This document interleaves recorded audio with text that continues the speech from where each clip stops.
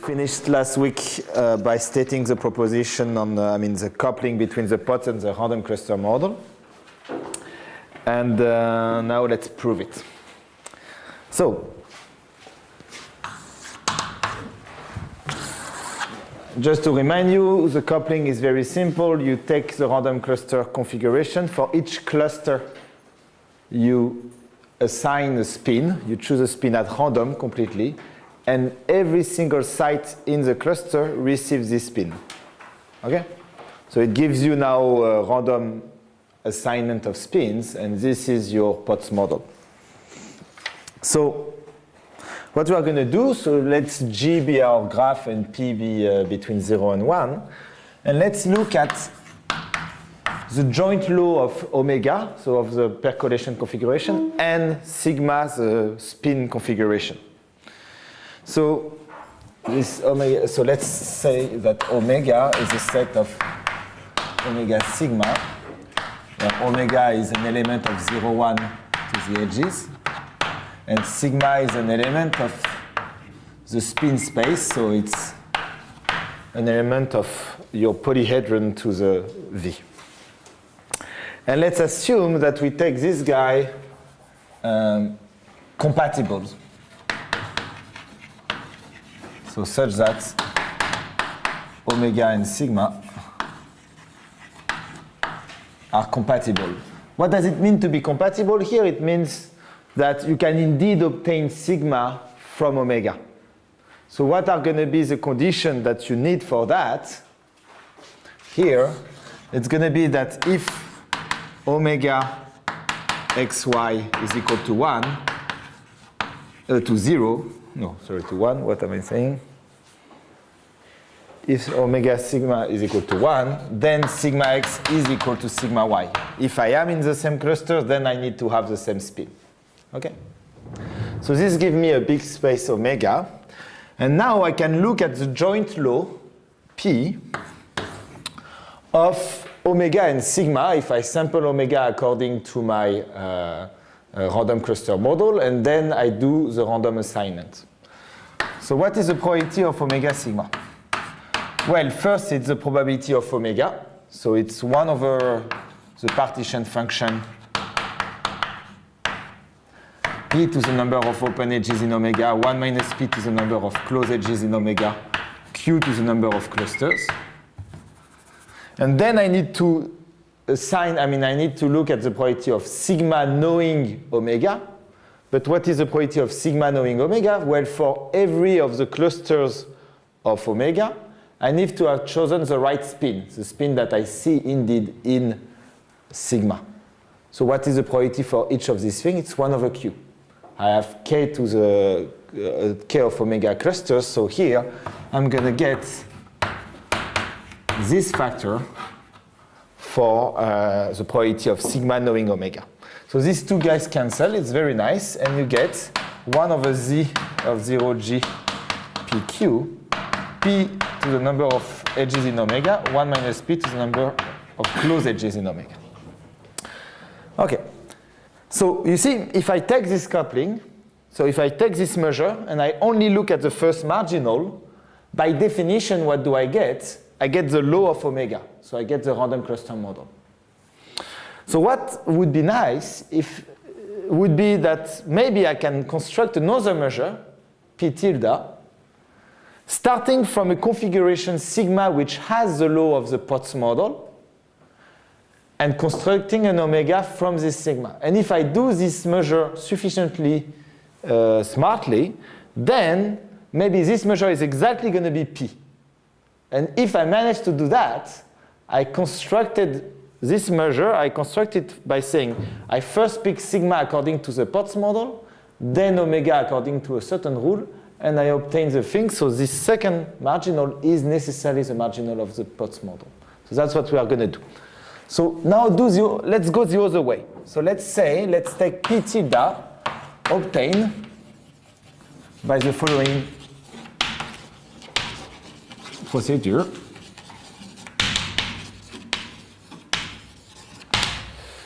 So what you do is you first sample sigma according to mu free G beta Q. Remember that beta is equal to 1, so what is it equal to? I should remember, but okay. It's very important in mathematics not to learn useless things, so this is one very useless thing. Okay. So there is a formula like that. So pick beta like that, pick sigma according to that, and now let's construct omega as follows. So for every edge such that sigma x is not equal to sigma y, so for every edge xy, just say, okay, the edge is closed.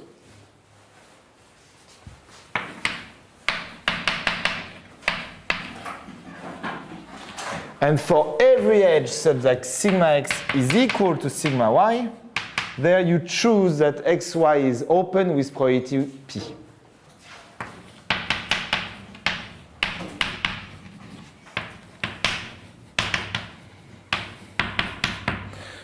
And therefore close with probability 1 minus p, independently for all the edges. Okay, so you start from your coloring. Now you have somehow good edges and bad edges. Bad edges, you don't have the same speed at the end. You just close them. And good edges, you have the same spins at the ends, but you choose just randomly whether they are going to be open or closed. So let's say that R of sigma is the number of edges with, let me see whether I should choose which one. R of sigma is going to be the number of edges with sigma x not equal to sigma y. Okay? So when I do p tilde of omega sigma, what do I get? Well, I get 1 over z of g beta q free. So there is a partition function of the Potts model.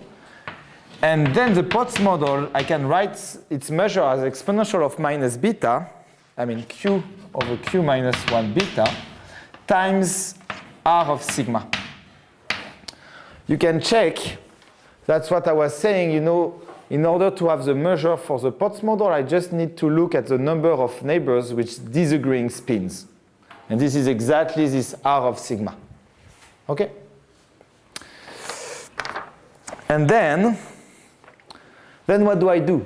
Then the rule is, okay, every edge which is bad anyway is going to be closed, but I need to choose for good edges. I need to choose whether it's going to be open or not. So it means that I'm going to pay a price p to the open of omega for every open edge, and the price 1 minus p, well, 1 minus p to the which number? Well, it's only for agreeing spins that I'm paying something. So here I'm going to get the number of closed edges in omega minus the number of disagreeing edges, because these ones, they are automatically closed. So I redo the thing. Here, this is just sampling my sigma configuration. Then I need to see what is the spin the percolation configuration out of this. Well, I need to pay p to the number of open edges that I need to open here, and 1 minus p to the number of edges I need to close here, which is exactly the number of closed edges of the whole configuration, except that those that are closed because they are between two different spins, they are automatically closed, so I don't pay a price for them. So I get that. And here, the thing, this choice here is exactly making these two terms cancel. This one and this one, they are exactly equal. So what do I get here?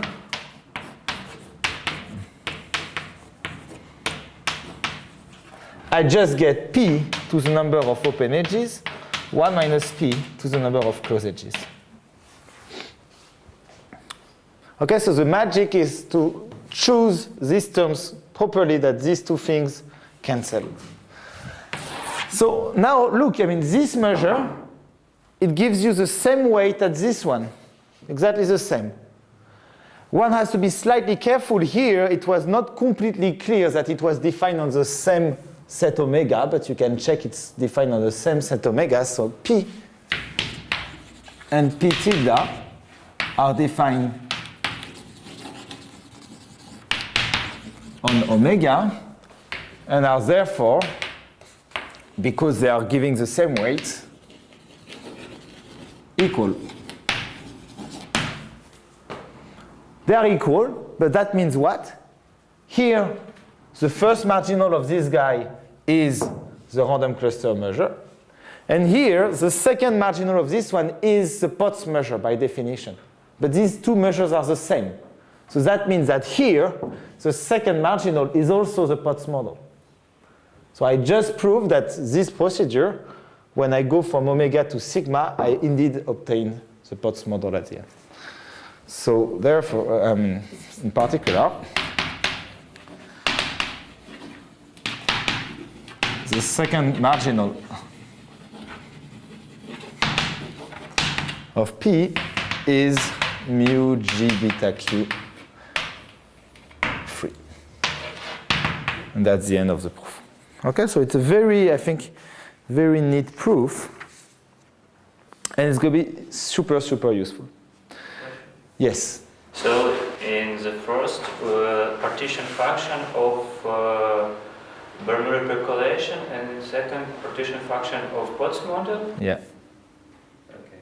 They are equal. This thing actually proves to you that they are equal. Yes. That's a very good remark. You see, here, I mean, in order to prove that, you know that these guys are probability measures. So you don't need the multiplicative constant is going to necessarily be the same. There is no other way. Okay. So in particular, indeed, from that, you deduce that the partition function of the random cluster model with free boundary condition is equal to the partition function of the Potts model with free boundary conditions, which from a point, that's actually a very good remark. I'm going to add it here. So remark, the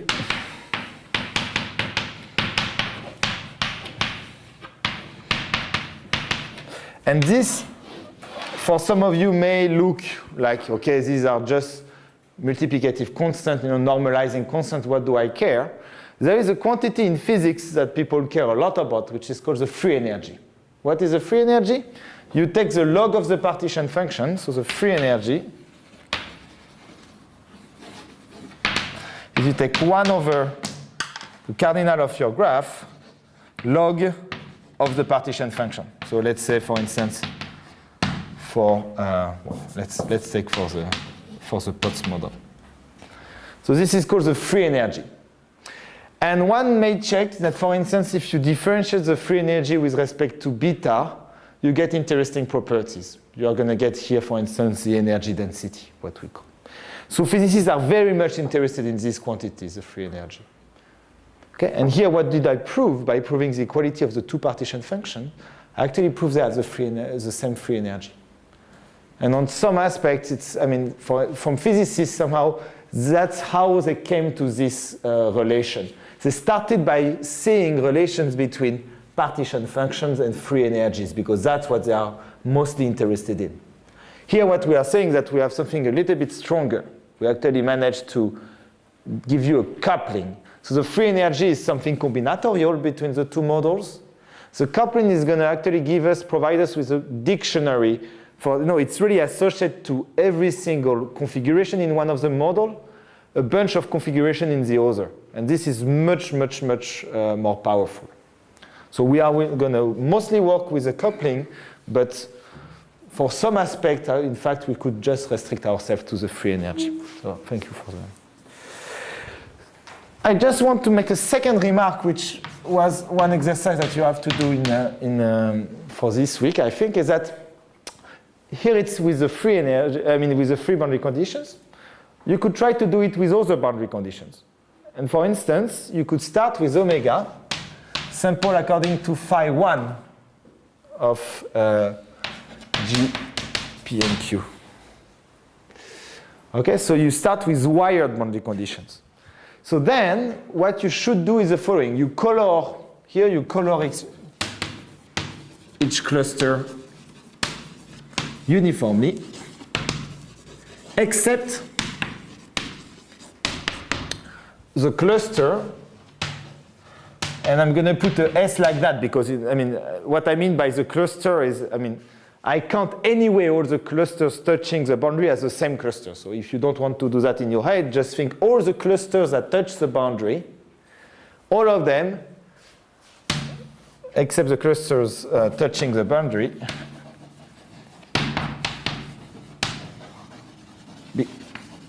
which receive, so they receive just spin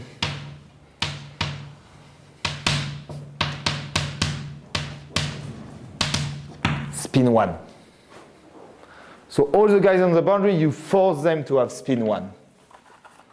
So that may look like something a little bit strange to do, but what you are going to get is that then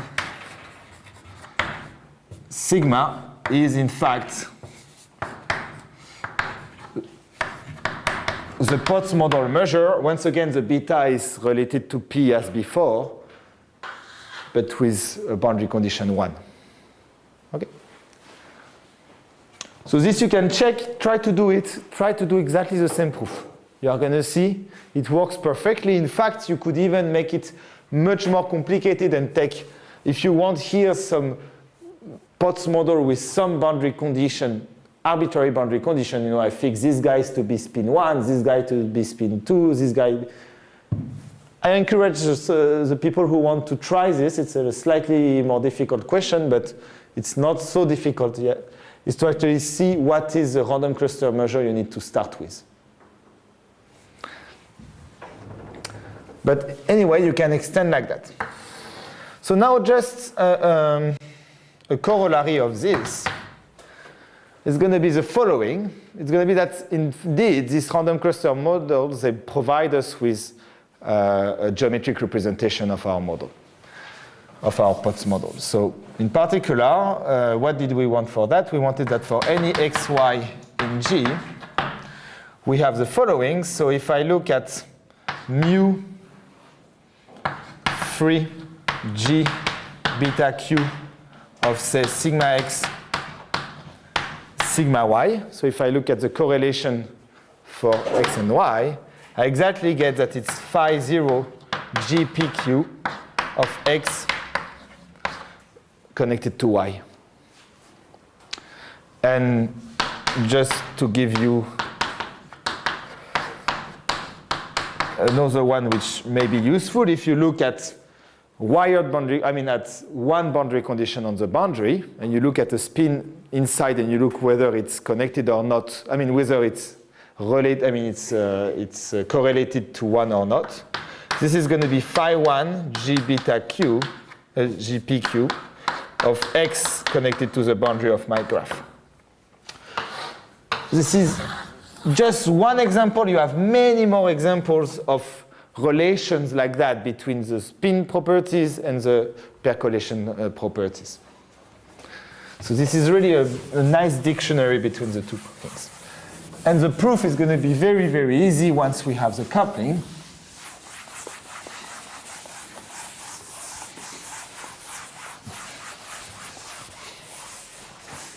I'm just going to do, say, let's do the second one. Oh, no, the first one. Okay, the first one. So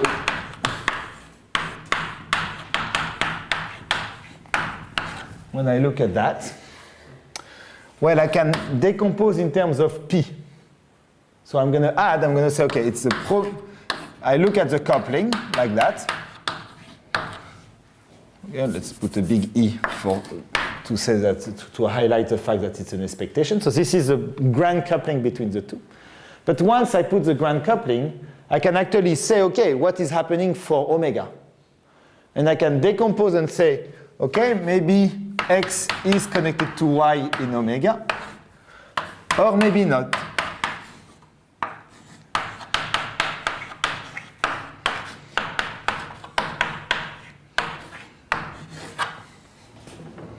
Right? Here I didn't do anything because if I put 1 here, I get exactly what is above. This is the definition of the fact that the first marginal is the marginal for the spin model, or the second marginal. And I just said, okay, instead of writing 1, I write indicator of x connected to y plus indicator of x not connected to y. Now, if x is connected to y, necessarily, sigma x must be equal to sigma y. So this first part is just, in fact, the probability, the expectation of this, but this is just now depending on the first marginal, so it's just the probability of x connected to y, okay, because this is equal.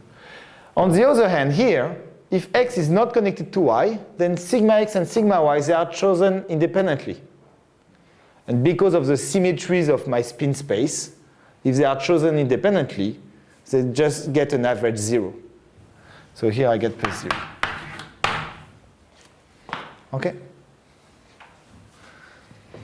So it's very, very... Here we did something that can seem a little bit naive, but we actually translated this spin-spin correlation into connectivity properties of our model. And now I really want you to think of this percolation model as intuitively like Bernoulli percolation.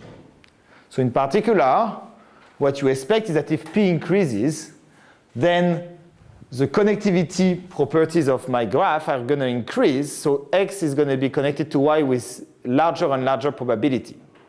But that is going to tell us that this guy is increasing in beta, because when P increasing, the related beta is increasing as well. And this is something that I told you, okay, that's intuitive, the larger the inverse temperature, the larger the correlations, but it was not obvious a priori. So here we see a better interpretation of that. Okay, so that was for the coupling. And now what we are going to do is do exactly what I just mentioned, try to convince you that on many aspects, this random cluster model, it behaves like Bernoulli percolation. So we are going to prove a bunch of properties that were satisfied for Bernoulli percolation. We are going to prove them here for this random cluster model. So let's call it, this is 3, I guess, and that's basic properties of the random cluster model. It's not going to be the most exciting part of the class, but it's a very, very important one. So let me start by the end of, actually, my paragraph. Why is it in this order? I don't know. Which is, okay, I told you for the random cluster model, there is this energy term.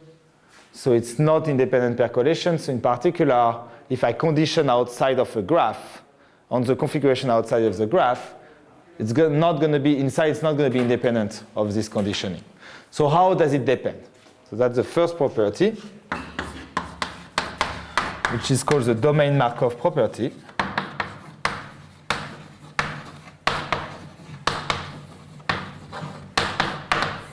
And which says the following. So take F, a subset of the edges of G, or let's say E, a subset of the edges of E. And let psi be some boundary condition, no, phi be some boundary condition on, this just a configuration in E of G minus E. So I fix a configuration outside of the set of edges E. And now, I would like to know what is phi psi GPQ of the configuration inside E. So let's say omega restricted to E equal a certain omega bar, knowing if I know that omega E is equal to phi of E for every E not in E. So what is this thing equal? So I condition outside of my graph, I condition the configuration to be equal to this fixed configuration phi. What is the distribution of what is happening inside my graph? And the answer is, it's going to be phi of, it's going to be the same as computing just the probability of omega bar, but in a restricted graph, which is going to be the graph, let's call it, let me call it E in the sense, this is just the graph with edge set E and vertex set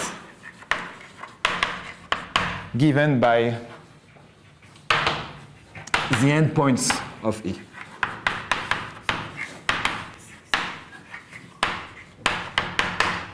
Okay? So this is a slight abuse of notation with parameter P and Q, and here is going to be the trick. Here there are going to be some boundary condition induced by this conditioning. And the boundary condition, what do you want to say? What is the information that comes from the fact that outside my graph, so here I have the set of edges E, this is my graph G, and I'm telling you, well, outside my graph, the configuration looks like that. This is a configuration phi. Psi. What is, and let's do it like that, tuck and tuck. What is the information that I get on the distribution inside when I give myself this outside? Well, it tells me that clusters that touch points that are already connected outside, anyway in my big configuration, they will only count as one cluster. So this conditioning, in fact, is telling me a partition of the set of vertices on the boundary of the graph E, which are the guys that are already wired outside. So the boundary condition induced by this configuration outside is exactly going to be the configuration that are, two vertices are going to be connected if they are connected in this configuration outside. So here, you're going to have this boundary condition. Well, in fact, be careful, it's connected outside in psi, but you are also allowed for psi to use the boundary condition that you started with on the big graph. So it's not only psi, it's psi, psi. So it's really the graph obtained by looking at psi and contracting the guys here.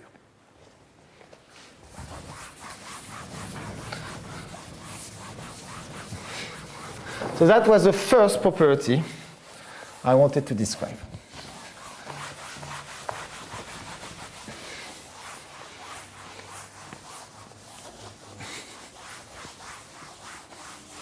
By the way, this has a nice corollary. Let me maybe mention it here. Okay, so I should first say, okay, this is a proposition. And the proof, I'm going to leave it to you. I think it was in the exercise sheet, and it's not very difficult. It's really, you write both quantities and you check they are equal. It's not like the end of the world. It's a little bit messy and not very nice, but okay. If I put this and you don't manage to do the exercise, you are going to be upset at me, but that's okay. Okay. It's not so trivial, but it's messy. And there's no way I'm going to manage to do it directly. Corollary. So something which is nice is the following thing. Take E to be just one edge. If you take E to be one edge, what do you notice? If I condition on everything else, what can happen? Well, if I condition on everything else, it's going to induce on my edge E. So now this guy is just one edge. So I'm just going to look the probability of being, say, open is going to be exactly the probability with some boundary conditions. But what are the two only possible boundary conditions for just one edge? But either the two ends are already wired or they are not. If they are wired, what is the probability of being open? Well, it's P or 1 minus P. It doesn't change, and 1 minus P to be closed because anyway the thing doesn't change the connectivity in my graph. The two guys are already connected, so probability is just P of being open. If the two guys are not connected together, then it's a little bit more messy because now the probability of being open is not P anymore. Because when I'm open, I have only one cluster, but when I'm closed, I have two clusters. So then the probability of being open is going to be P divided by P plus 1 minus P times Q, in fact, because it's not P plus 1 minus P on the numerator, because when I'm close, I have one more cluster. But basically, this is saying that whatever the configuration psi in, psi in 0, 1 to the edges of my graph minus an edge E, the probability, whatever the psi G, P, Q of omega E equal 1, the probability of being open is always going to be smaller or equal to P and always be larger or equal to P divided by P plus 1 minus P times Q. Sorry, it's not very well written. Okay. So this is what we call the finite energy property, which says even if I condition on everything else, this edge is still open with positive probability and closed with positive probability. So this is called the finite energy property.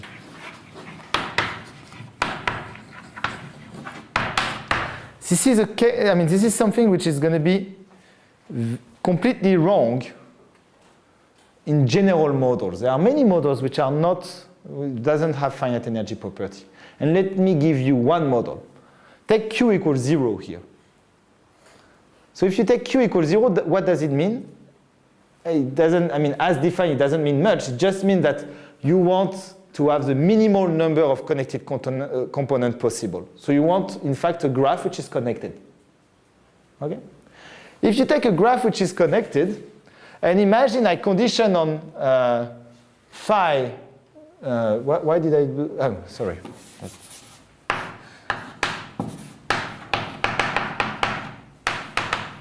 Phi f for every f not equal to e. If you condition on everybody else, you get that. Imagine I condition on phi f, which is just, you have an edge e, and you have psi which is like that. So without this edge, this phi is not connected. Then necessarily, this edge has to be open, otherwise I get 0 probability. So the probability of being open, knowing everything else, is going to be 1 in this case. Exactly 1. So this is typically a model which doesn't have the finite energy property. Another model for people who heard about it, if you take the uniform spanning tree, or there are many models of trees, of random trees, then if you take an edge which has already, so let's say you have 2 branches of your trees, and they get neighbors like that, and you take an edge like that, this edge, you cannot open it. Otherwise, you will get a cycle, and it will not be a tree anymore. So for instance, for the uniform spanning tree, you don't have this property that if you condition on everything else, you can necessarily open the edge. So that was the first thing, this domain Markov property. Now let's dive into really what is important for us, in fact, which is the FKG inequality. So the Fortuin Castellane Guillebaud inequality.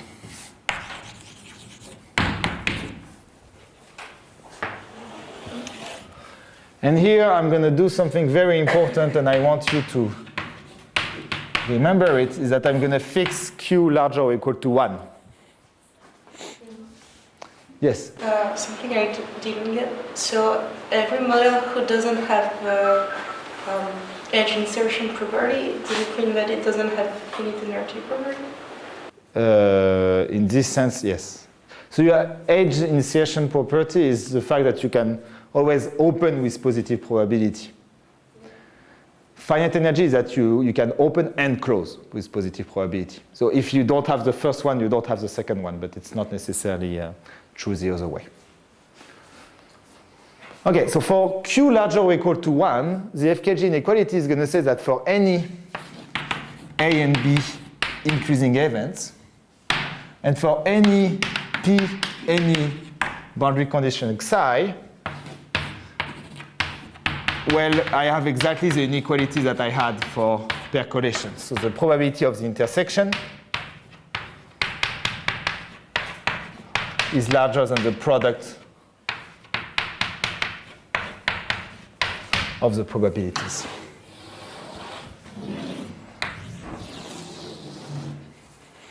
So this is very, very important inequality.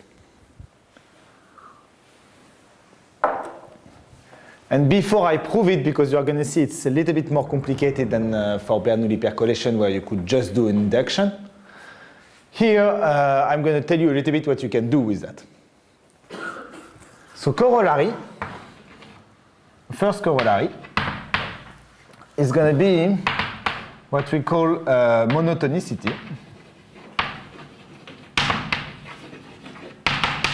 In P. So I told you, yeah, if you increase P, you are going to get larger and larger configurations.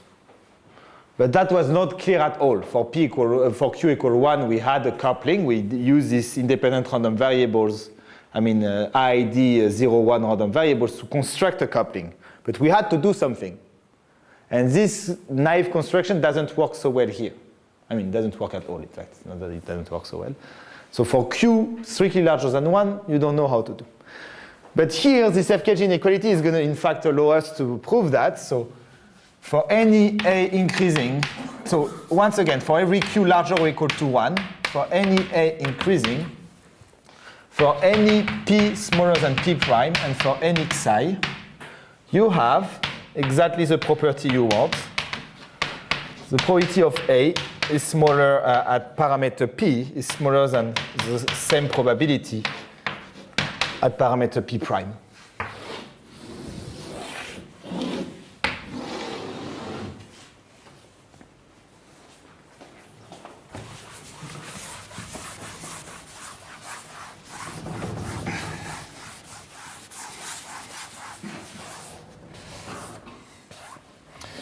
And, okay, I'm going to prove that. You had to do it, I guess, but for the exercises, but it's sufficiently short that I can try to do it as well. Okay, so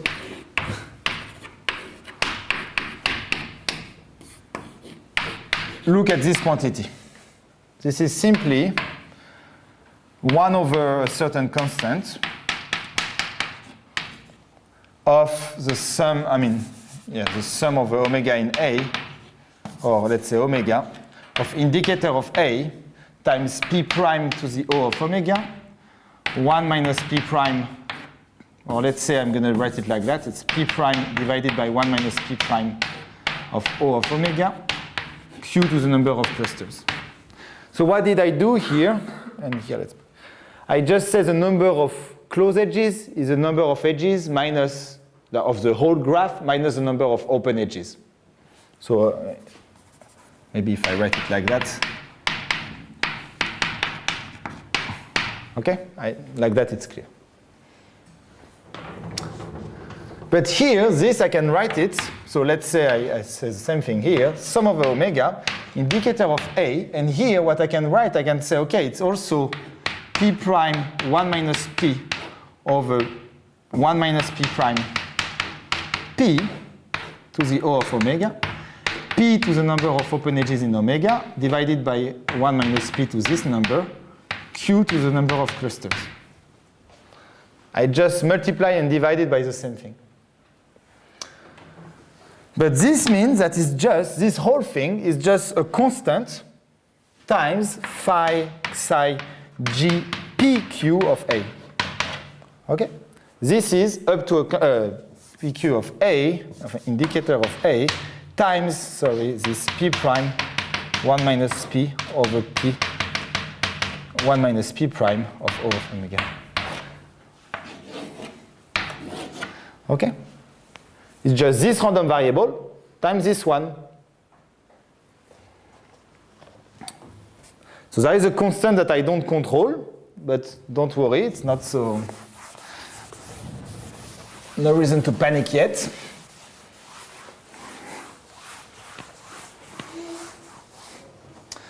So I'm like that. Is it clear for everybody?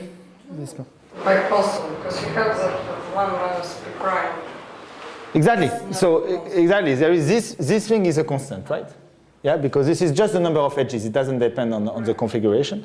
So here I just, maybe I have another constant popping in when I go from this configuration to this quantity to this one, which is going to be exactly the partition function at P divided by 1 minus p to the number of edges. So yeah, I have a constant like that I don't control, but if I'm smart enough, what do? I say, okay, let's take A to be everybody. So if A is equal to omega, I get 1, which is equal to this constant C, which doesn't depend on A, times phi psi PQ G PQ of this. Okay, let me call this thing Y. So this random variable Y. Okay? So C is just 1 over the expectation of this guy. So what do I need to prove? I want to prove that phi psi G P prime, I want to prove that this quantity, so I want to prove that this quantity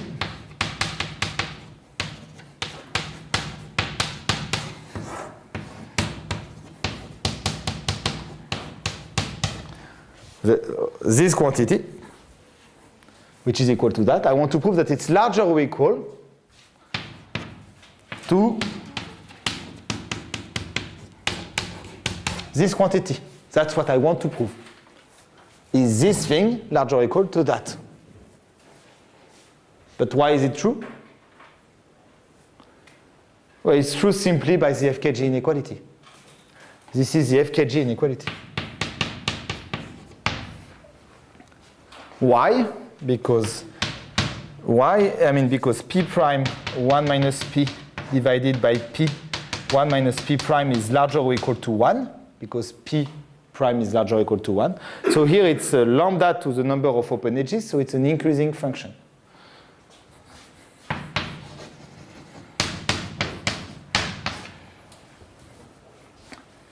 Okay, maybe I should have told you, if you take, if you have the FKG inequality for events, you also have it for functions. So let me maybe tell you why. So, okay, this is the end of the proof.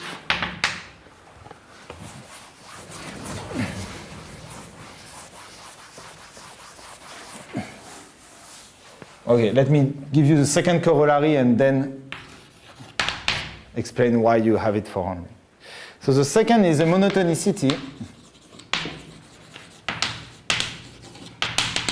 in boundary conditions. And it says the following: for any Q larger or equal to 1, for any P, for any A increasing, and for any psi smaller or equal to psi. And here by this, I mean what? I mean that psi has more wirings than psi. So you have more guys wired together. It gives you more connections outside. Then what you are going to get is that the probability of A with boundary condition psi is smaller. Psi is smaller than the Y with psi. And this you also had to do it in exercise, and this I'm maybe going to jump this one. In fact, what you can see is you can see these two guys are percolation, random cluster measure on a larger graph, and on this graph, this one will correspond to the measure condition on a certain set of edges to be closed, and this one condition on this set of edges to be open, and that will tell you that one is smaller than the other one. You had to do it in exercise, right? This one. Yes? Okay, thanks. Okay, so that was the second corollary. So these are the two very important facts. If you increase P, you are bigger. If you increase the boundary conditions, you are bigger. So let me just give you a few remarks and then we'll make a break. So the first remark is that here, what is the smallest boundary condition possible? The free one, and the largest, the wired one. So you always have 0 smaller or equal to psi smaller or equal to 1. Thus, you will always have this sequence of inequality.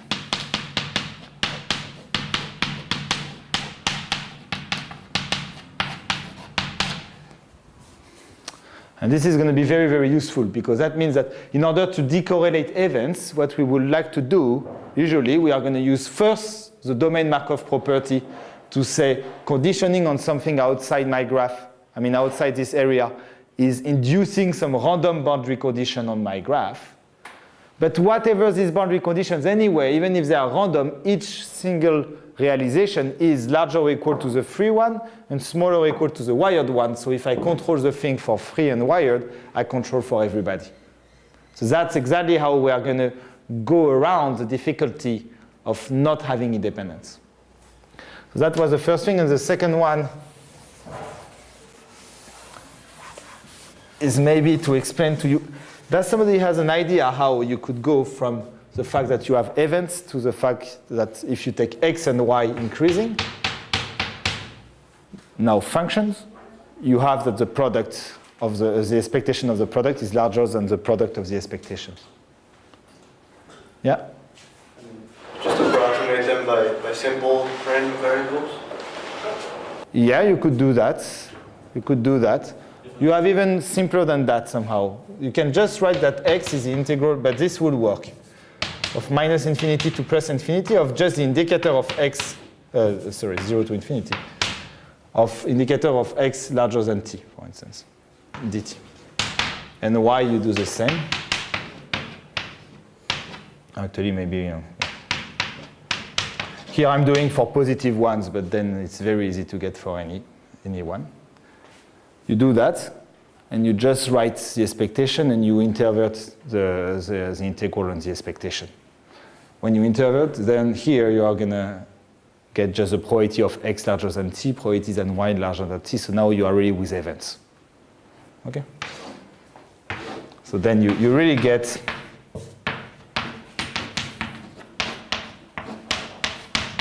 this thing. And exactly as for Bernoulli percolation, if you have it for increasing events, you also have it for decreasing events by multiplying by -1. And if you take an increasing and decreasing, you are going to get the inequality in the other direction. And also you have, for instance, the square root trick and the things like that. You can do exactly the same manipulation you had for percolation. Okay, so let's make a break, and then in the second part I prove this inequality.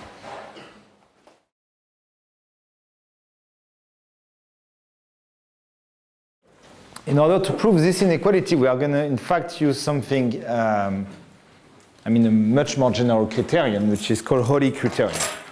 So, the theorem is the following. It's due to Holly.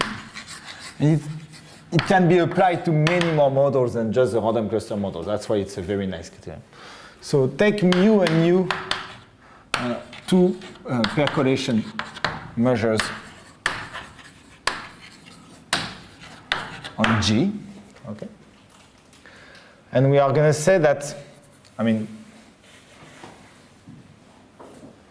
how am I writing it? So if we have the following, if for any omega 1 and omega 2 in 0, 1 to the edges of G, so for any two percolation configuration, I have that mu of omega 1 sup omega 2, so I'm taking the maximum. So I'm open if one of the two, if I'm open in one of the two configuration, time nu of omega 1 inf omega 2, so this is the minimal of the two. If this is larger than mu of omega 1, mu of omega 2, for any omega 1 and omega 2, then in fact,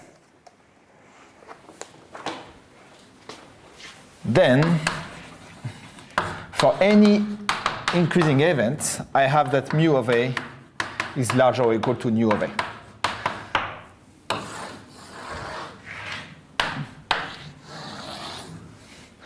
So that tells you when mu is larger. Well, in this case, we say this last property. So if mu of A is larger or equal to nu of A for every A increasing, we say that mu stochastically dominates nu. That we say that mu stochastically dominates nu. It's bigger, okay? So how can I prove such a statement? I think the proof is very, very much, teaches us a lot. So what I'm going to try to do, I'm going to try to construct a coupling, once again, of the two configurations. So let's construct a measure P on 0, 1 to the edges of G squared. So it will take two configurations, omega and eta, such that, so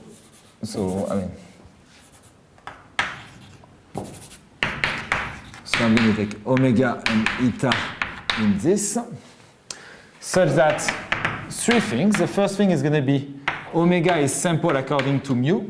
So the law of the first marginal is mu. Eta is sample according to nu. So up to now, I could just take, for instance, independent random variables. The first one sample according to mu, the other one according to nu. That would not be a problem for this. So that will provide me with a coupling. But I want, in addition, the following property, that the probability that omega is larger or equal to nu is 1. So I want to be certain that whatever the realization of the couple omega eta, I get that omega is larger or equal to eta. Why is it sufficient? Let's assume I prove that. Then, so if I do so, then for A increasing, if I look at nu of A, well, this is the probability that eta is in A. That's the definition of the fact that the second marginal is nu. But if eta is in A because omega is larger or equal to eta, so I can write this as probability of eta is in A and omega is larger or equal to eta, because this is anyway of probability 1. But this implies that omega is in A, because A is increasing. And this is exactly mu of A. So I will, indeed, if I can construct this coupling, I would have constructed, I would have deduced that mu of A is always smaller or equal to nu of A. So how do I construct, even just how could I construct mechanically somehow sample random variable, law? What I can do is I can try to construct a Markov chain for which the only stationary measure is my measure, say, mu, if I want to sample mu. So now you all did Markov chains, right? No. Oh, some of you, a subset of you, has done it. So if you construct a Markov chain for which the stationary measure is mu, then when you run for a long time this Markov chain is going to converge to mu. So here, what you could do is try to construct a Markov chain on couples omega and eta, for which if I just look at the first marginal, the Markov chain that I'm doing is exactly a Markov chain for which mu is stationary. And if I look at the second marginal, the Markov chain that I'm doing is exactly the Markov chain for which nu is stationary. I could try to construct that. It's not clear it exists, but I could try to construct that. If I manage to construct that, and that in addition I have, say, a property that tells me that every step of my Markov chain is going to preserve the fact that if eta is smaller than omega before this step, then eta is going to be smaller than omega after this step, then necessarily, if I start from a configuration where eta is smaller than omega, for all times in my Markov chain, eta is going to remain smaller than omega. But in the limit, omega is sample according to mu, eta is sample according to nu, and so therefore in the limit I see exactly a coupling, P, between mu and u, which has in the additional property that necessarily eta is smaller than omega. So that's what I'm going to try to do, to construct this Markov chain. Yeah, I'm going to try to do that. Where is it? Ah, here. That was the trick. So the thing is not going to be very difficult. We are just going to take, so I need to tell you, you did continuous time Markov chains or not? Yes? No? For people who did discrete time Markov chains, for the others, you are doomed anyway for this proof. So, yeah or not? Now you are still discrete? Okay, so let's do continuous then, because it's going to be more difficult otherwise. So, I mean, a continuous time Markov chain instead of discrete time is basically the same thing, except that instead of saying, okay, I'm going to, so now it's time t, at time t plus 1, I'm going to choose one of my neighbors according to some law. What I'm going to do for continuous time Markov chain is going to be slightly different. I'm going to say, okay, at time t, I'm here. Now, for every of my neighbors, I have an exponential clock. Okay? Each one with a certain rate. And as soon as one of them ring, I go there. And then I have new things. And you can, you can try to think that there is a fairly easy connection between the two. It's just that sometimes it's easier to write the things in the formalism of continuous time Markov chains. Sometimes it's easier in the formalism of discrete time. But just notice, you see, for instance, if you want to, if say for the discrete time Markov chain, you want to jump with large probability to a certain guy and smaller probability to another one, the correspondence with the exponential clock is the fact that the exponential clock for this guy is going to ring, with a parameter which makes it ring much faster than the other one. And exactly the ratio of the probability of this one ringing before this one is going to be exactly the same as the probability of ending here for the discrete time or ending here for the other one. And for people who never saw a Markov chain, this must be Chinese, basically. Okay, with French accent. So, I'm just going to tell you when I am somewhere what are the rate of my exponential clocks. So imagine I am at some omega eta, and I'm going to take eta e. I'm sorry, I don't remember by heart all these things. I'm going to jump to omega e eta e like that. I didn't tell you what this is, maybe. Okay. Well, no, I told you, right, that if you put E at the top, that's the configuration which coincides with it, except that at E it's open. I think I said that, right? That's a miracle that I said it. A long time ago, yeah. Well, when you will be my age, you will have a different notion of time. That was 3 weeks ago, I think. Okay. So what does it mean? It means imagine I'm at a configuration where I see omega and I see a eta which has an edge close, necessarily. Then if I have this omega and this eta with an edge close, I'm going to jump to the configuration where the edge in fact is open in both things with rate 1. So imagine you have an exponential clock. If it rings, I go before the other clocks, I go there. Now I need to tell you what happens. For instance, if I start from a configuration where the first edge is open. The edge is open in the first configuration, sorry. Then I'm going to jump. I'm going to allow myself to jump to a configuration where both edges close with a rate which is equal to mu of omega e, mu of omega e. This kind of forget a little bit about this, it's not so important.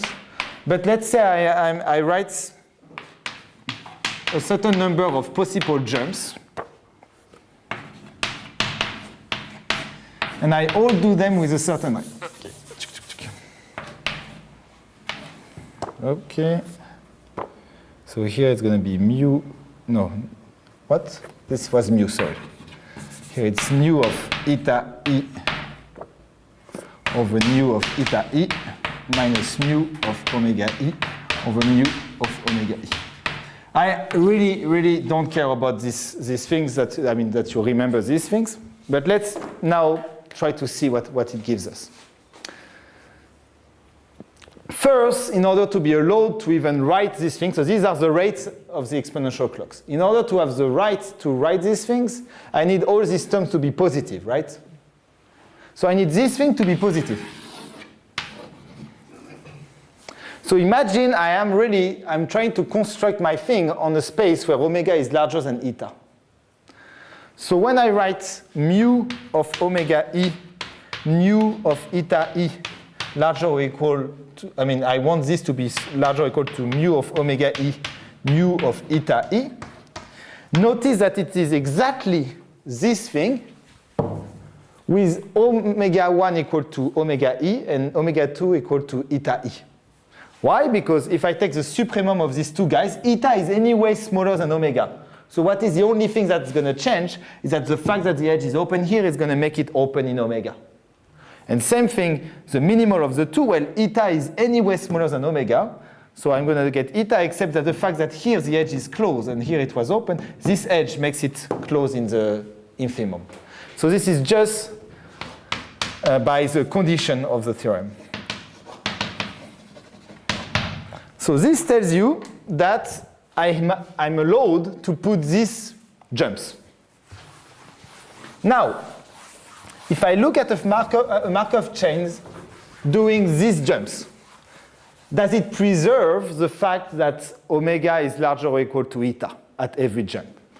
Well, you can easily check. This guy is going to make, okay, the edge is going to change, but it goes up for both. So all the other edges are unchanged. So if omega was larger than eta, they are still larger. And I put both edge up. So that doesn't change the order. If omega is smaller than eta e, then omega e is smaller than eta e. Here, if omega is larger, sorry. If omega is larger than eta here, it's going to still be true here because for any edge which is not e, it doesn't change a thing. And here I put down the two edges. So they are indeed omega, this guy at E is larger than this guy at E because they are both equal to 0.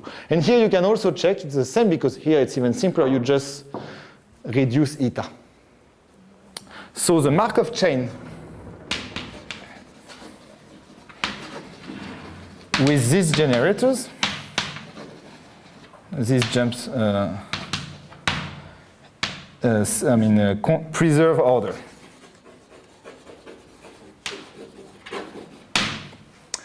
Now I need to check that if I only look at the Markov chain on the first layer, I get indeed that the only stationary measure is mu, and I need to do for the second that the only stationary measure is nu.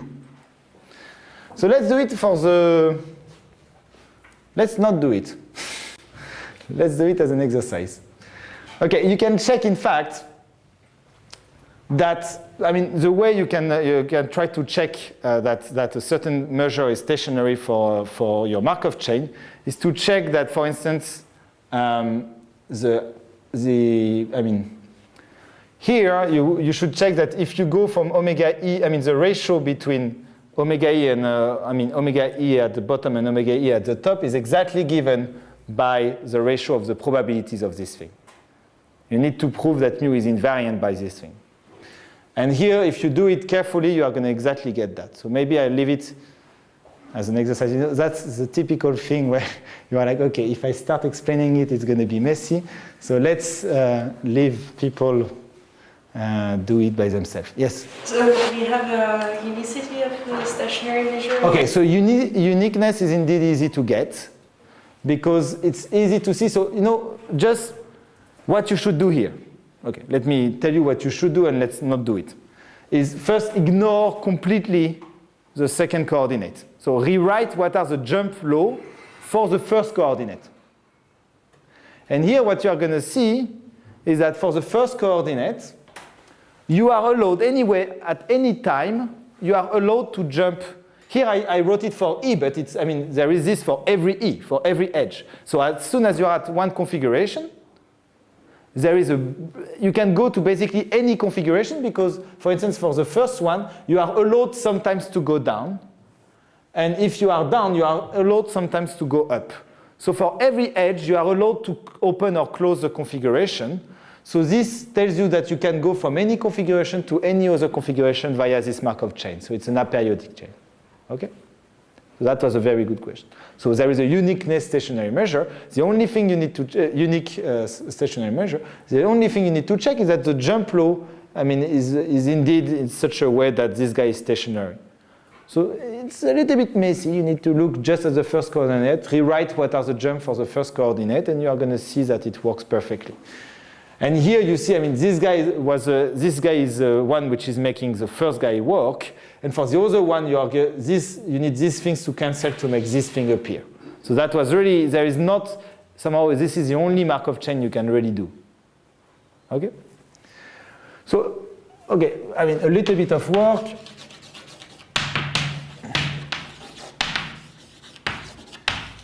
Give you that mu, I mean, is stationary for the first coordinate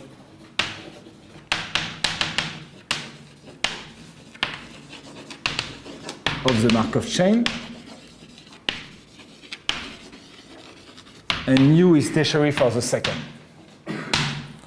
Okay? So you take your Markov chain, you let it evolve to infinity, you start, so now you start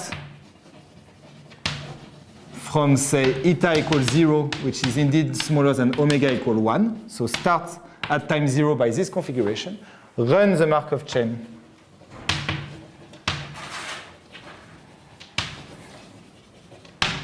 To infinity. And the law that you obtain, the asymptotic law,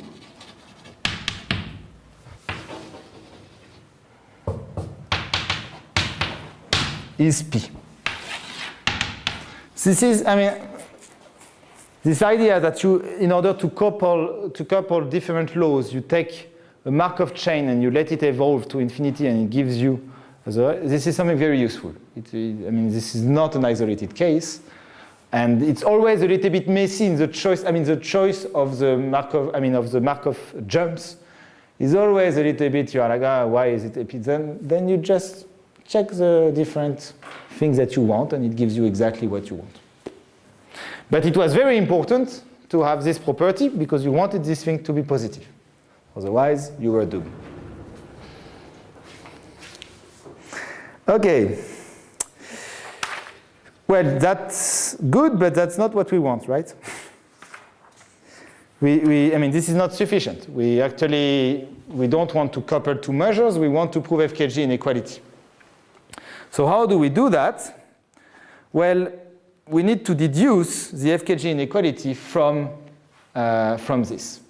And what is the FKG inequality? It's just saying that if I take mu and if I take mu condition on an increasing event, then mu condition on an increasing event, it is bigger, it stochastically dominates mu. So this, we are going to apply it to mu and mu condition on an event. And in order to do that, there is I mean, in this case, because it's a very specific choice, it's a very specific choice of mu and mu condition on B, you have a simpler way of writing this condition in this context, in the context of FKG. So now theorem, which is called the FKG lattice condition. And it says the following: if for any edges E and F, we have the following. We have that mu of omega EF, mu of omega EF larger or equal to mu of omega EF, mu of omega EF. So for every edge and for every configuration like that. So what is that? It's exactly the same as for one edge. It's just you say that the edge E and the edge F are open. Here they are closed. Here E is open, F is closed, and here F is closed, F is open, and E is closed. If you have this condition, then let me not erase this.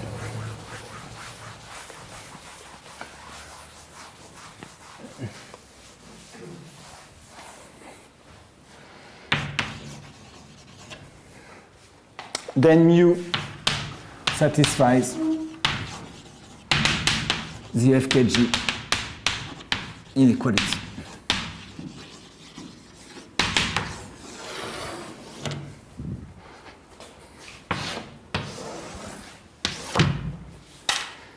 And I'm not going to do it because it's a little bit, I would like to go to more interesting and more exciting results later on. So here I'm just going to tell you,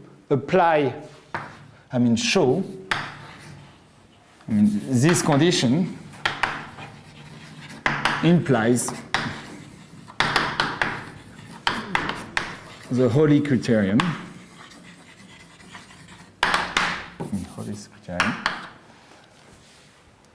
for mu and mu condition on B. Just if you try to check it for mu and mu condition on B, you're going to see that this thing is implying, in fact, a slightly weaker version of this, which is also known to imply this. So, you have two small steps, but it's okay. So let me not do it. So this, if one day, if you want to really to do probability and that you don't get disgusted by this here, you are going to want, at some point to prove FKG, because this is very useful. And so always remember this FKG lattice condition. This is the only thing you need to check to get FKG. And it's always simpler to check than to check that you have the whole FKG inequality. Okay, corollary. Well, corollary theorem, so it's actually proof of FKG for random cluster model with Q larger or equal to 1. So what do we need to check? We need to check this horrible thing. Okay? So let's do it. First, notice that I only need to prove, so my probability is P to the number of open edges, 1 minus P number of closed edges, Q to number of clusters, divided by a constant. Okay? But if I divide by a constant here, the same constant here, the same constant here, the same constant here, these guys, they don't appear in the inequality, so I only need to look at the numerator. Then I have the P, so it's P to the number of open edges of omega EF, plus number of open edges in omega, EF. I have 1 minus P to this thing as well. And then I have Q to the number of clusters of omega EF, plus the number of clusters of omega EF. And I need to prove that this is larger than the same thing where I have these terms. Why did I put the same thing here? Notice that this is what? This plus this is exactly equal to the same property with omega EF and omega EF. Well, okay, maybe let's write it like that.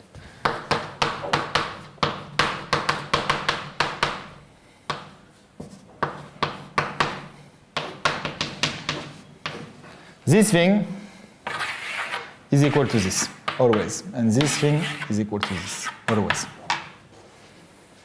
Just count the number of edges outside, not equal to E and F, and then you see also that for E and F, the contribution of E and F is 2 here, and it's also 2 here. So get the same thing. So the only thing I need to prove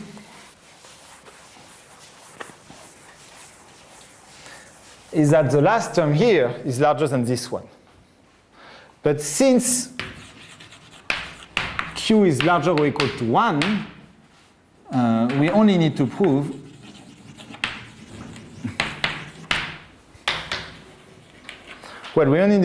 that K of omega EF plus K of omega EF is always larger or equal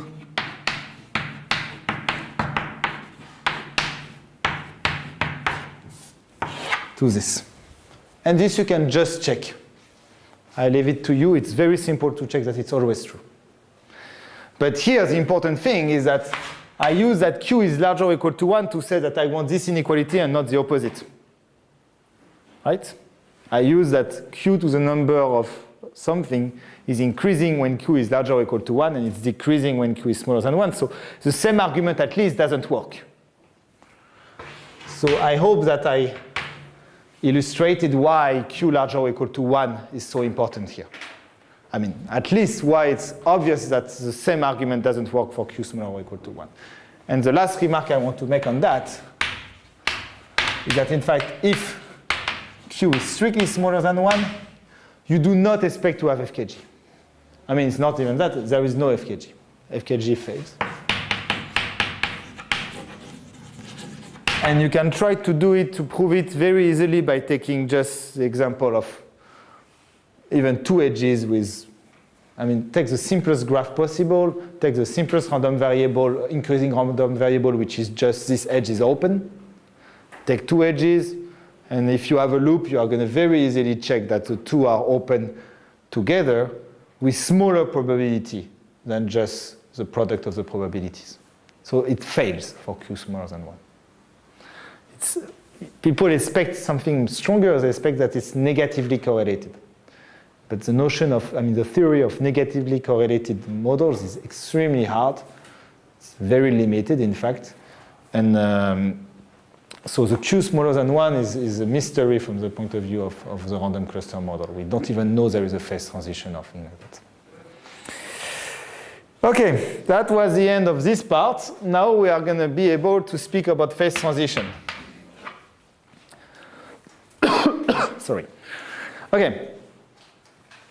So phase transition. In order to have a phase transition, I need to be able to tell you that there is an infinite volume measure. You notice that here I didn't do like Bernoulli percolation. I couldn't define the model directly in infinite volume because there will be an infinite number of open and closed edges and clusters, so I will not be able to count these things. So I need to do a limiting procedure. So let's take, why did I do Z2? No, ZD. So let's take lambda n to be just the box minus nn to the d.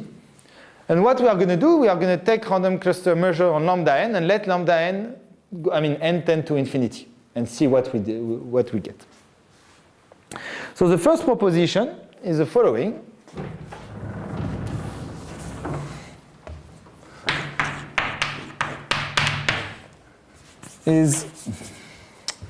So let q larger or equal to 1, and this is going to something we are always going to do because unfortunately we don't have FKG for q smaller than 1, or fortunately, I don't know. Let q larger or equal to 1, then if I look at, then for any, then there exists 2 measures. I'm going to call it phi 1 PQ and phi 0 PQ, and they are measures on 0, 1 to the edges of ZD. So they are measures on percolation configuration in infinite volume, such that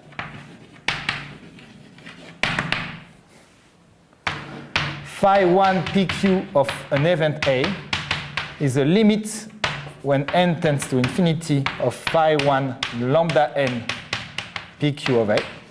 So if I want to have the probability of A for phi 1, I just take the limit of the probabilities for wired boundary condition in bigger and bigger boxes.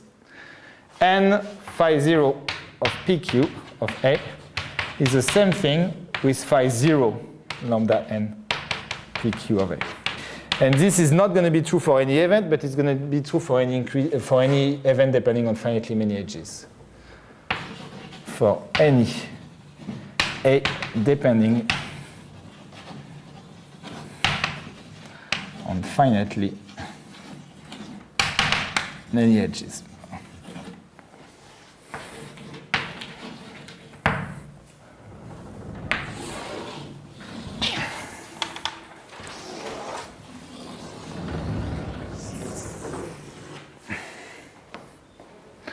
For those who already know this thing, this is just saying this measure converges weakly to this one. And this measures this sequence of measures converge weakly to this one. It doesn't depend on the the sequence of boxes, or It doesn't depend on the sequence of boxes, yeah, as long as it exhausts ZD. But here anyway, I chose a very specific choice of boxes, but indeed it doesn't. So this, I guess, I mean, I don't know if you did Gibbs states with Yvon yet, but you did, so then you are doing exactly the same procedure in this context. Okay. Let's do it for phi 1. So how do I prove that this, I mean, I need to construct this measure. How do I do? So first what I'm going to do it for event depending, I mean, on finitely many edges, but being increasing as well. So let A be an increasing event depending on finitely many edges.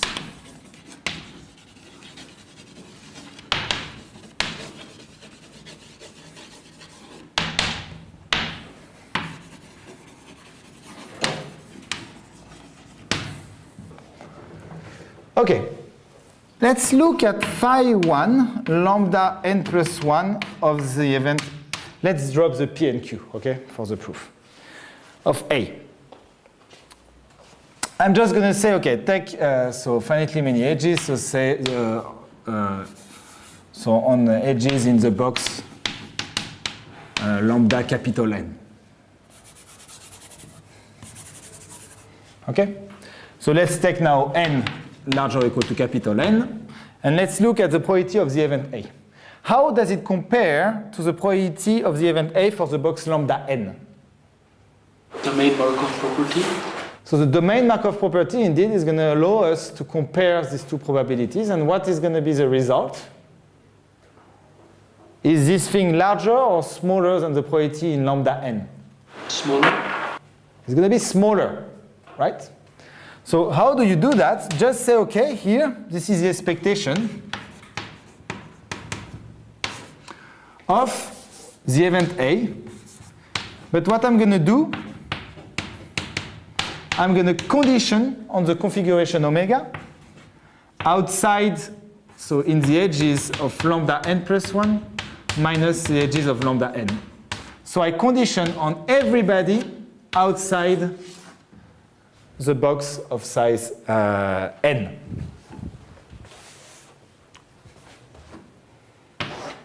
Okay? Now, this, what do I know about that? Well, this is just by the domain Markov.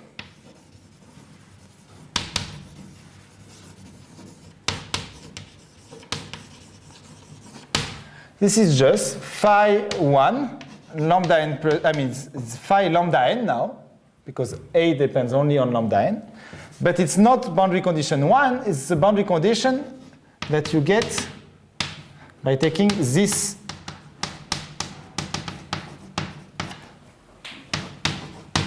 boundary conditions.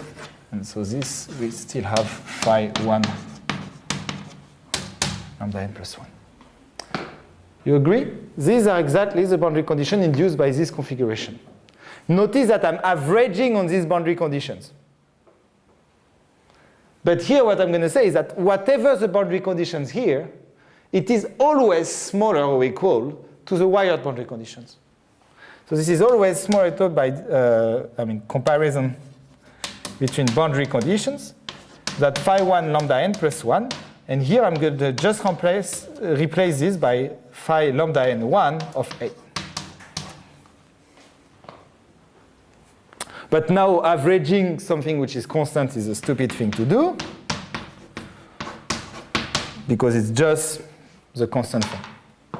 So I proved that for these events, these increasing events depending on finitely many edges, I just proved that the sequence is decreasing. So phi lambda n1 of the event A, n larger or equal to 1, converges to a value that I call phi 1 pq of A. So I have the value for any event A depending on increasing and depending on finitely many edges. How am I going to get all events? I'm just going to observe the fact that any event depending on finitely many edges can be written by inclusion-exclusion in terms of events depending on, increasing events depending on finitely many edges. So by inclusion-exclusion principle, I can determine a value phi 1 pq of A for any event A depending on finitely many edges.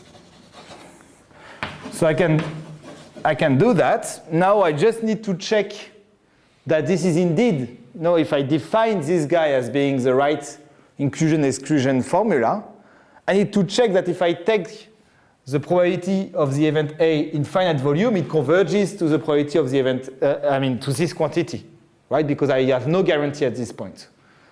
But this is just going to come from the fact that the inclusion-exclusion property, the inclusion-exclusion formula that I'm using in the infinite volume to set, okay, this is my probability. Well, this inclusion-exclusion formula is exactly the same in finite volume. So you have the same inclusion-exclusion formula. Each one of the terms in it converge, so this guy is going to converge to this guy. Okay? So the same formula holds in finite volume, and the result follow. Another way of seeing this with fancier words is just the fact that the set of increasing events is a monotone, I don't even know how you say it, but anyway, that is sufficient to determine your measure. So there is a unique measure with these values on the increasing events. So you can define your infinite volume measures.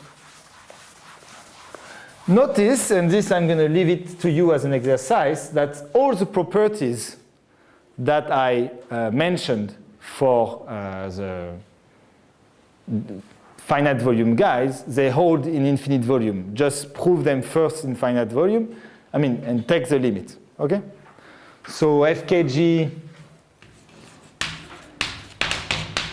if I take FKG comparison between boundary conditions, if I take domain Markov, all of this, it holds in infinite volume. Another thing is, a priori, you saw this actually in Gibbs measures. Infinite volume Gibbs measures are not defined as a limit, not necessarily defined as a limit of finite volume measures. They are just measures that satisfy this DLR condition, which says that if I condition on guys outside something, then inside I see just the finite volume measure with the right boundary conditions. You could do the same here. You could say, okay, in fact, I want to define an infinite volume measure, a random cluster infinite volume measure, as being a measure which, if I condition on everything outside the box, what I see in this box is exactly the random cluster model with the right boundary conditions. That would be the natural extension of the Gibbs formalism. And then you can easily check that phi 0 and phi 1 are infinite volume measures. This is going to be just because there is a domain Markov property in infinite volume as well. The problem is that, a priori, there is no guarantee there are no other guys. Maybe there are other infinite volume measures. I constructed two for you. It's a little bit like you can define mu plus and mu minus for Ising. They are Gibbs states of your Ising model, but you may have others, and in general, you have others. So here you may have others. First, you can just take a convex combination of these two guys, which is not the smartest thing to do, but you can do it. But still, these guys, they are very specific. So let me just maybe 5 more minutes and then. So phi 1, I mean, there are others. There is a notion of infinite volume random cluster measure.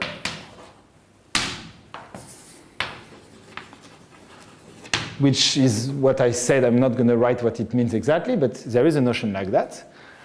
But what you have is that for any such measure, phi, you are going to always have that phi 1 pq, so let's call it phi pq, is smaller than phi pq, which is smaller than, phi 0 pq, phi 1 pq. And here I mean by stochastic domination. So I mean, whatever the increasing event, A, whatever the infinite volume measure, phi of A is always going to be sandwiched between phi of 1 and phi 1 of A and phi 0 of A. Very good. So, I mean, it depends on whether you are hungry or not, but sandwiches are very good when they are completely collapsed, right? That's actually completely counterintuitive, what I'm saying. Yeah, it doesn't make any sense, I agree. How can I save myself now? I don't think I can. Anyway, here it would, in this context, which is not the context of a sandwich, it would be good if phi 0 would be equal to phi 1, because what would it mean?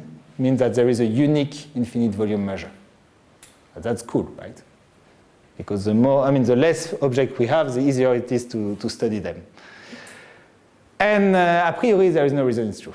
So that's less cool.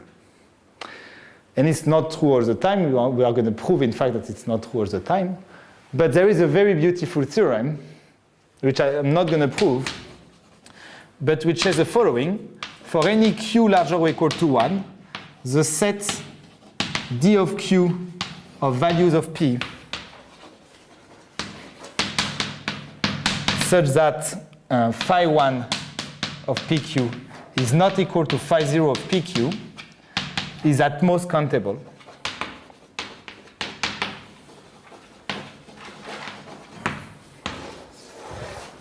And you were asking for an exercise for next week. That seems like a good exercise to make them do.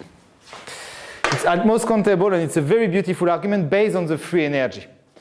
You are going to use the fact that the free energy, in order for this thing, for some p to have phi 0 not equal to phi 1, you will need the associated free energy to be discontinuous, not differentiable at this point.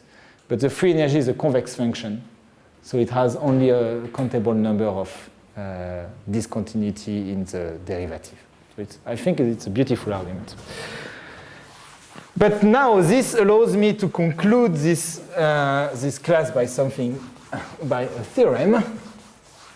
And this theorem is the following. For any q larger or equal to 1, there exists a p, c, which is a pc of q. A priori, it is between 0 and 1, but this is also a good exercise to try to see why it's strictly between 0 and 1 for d larger or equal to 1, such that, 2, such that if p smaller than pc, any, phi pq of 0 connected to infinity is equal to 0 for any phi, so for any infinite volume measure, and if p is larger than pc, phi pq of 0 connected to infinity is strictly positive for any infinite volume measure. So whatever the infinite volume measure, there is a parameter which is really making a phase transition between a regime where all infinite volume measures have an infinite cluster and below all infinite volume measures do not have an infinite cluster. Actually here, even let's be here, here you can put that, and here let's put there exists an infinite cluster, and let's put it equal to 1, because that's actually what we are going to prove. And just the idea is that, you see, if you can define this thing for phi 0, it's going to be fairly easy. For phi 0, because you have monotonicity in p, for instance, the guy is bigger and bigger, so you can take pc to be the infimum of the p for which you have an infinite cluster from 0. 0 is on an infinite cluster with positive probability. This you can define. Now, and this is really due to the comparison between boundary conditions. Now, you could define the same thing for phi 1. A priori, you will get a PC0 and PC1. They have no reason to be the same a priori because the measures are not the same. But they are the same except on a countable set. So if PC0 is not equal to PC1, in between the measure cannot be equal because in one of the case there is a cluster and the other one there is not. And this is not countable. So that tells you that PC0 is equal to PC1.